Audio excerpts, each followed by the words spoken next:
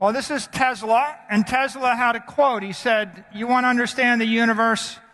Think in terms of energy, frequency, and vibration." I'm going to translate that. I'm going to talk about the physics of money now. What are the physics of money? Energy is money, or capital, or wealth. You could use them interchangeably for this speech. Frequency is about the duration or the lifespan. How long will it take? A minute, an hour, a year, a century?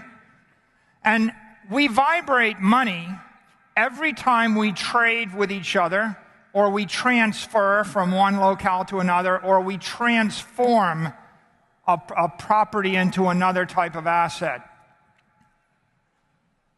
And so here is an important equation.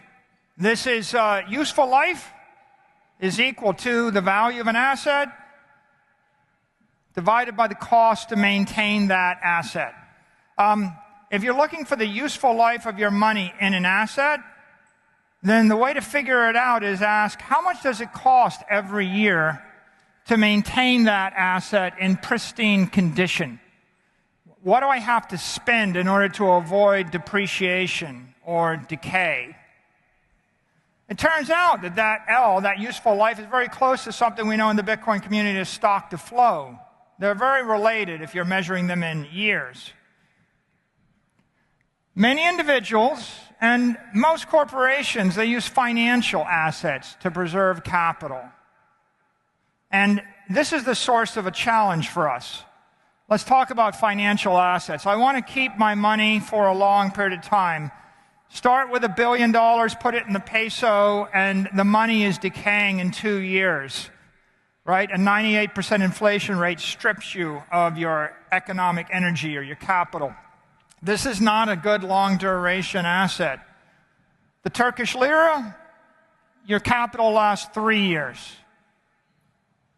The US dollar, under traditional monetary inflation for the past century, might last 14 years, but it's not like you have it for 14 years. The life is being sucked out of you linearly over the 14 years. Put your money in a hedge fund. What's the annual cost? It's 2% management fee and then 20% of the upside. About 4% a year if you're investing in normal assets. That means it's a 25-year asset.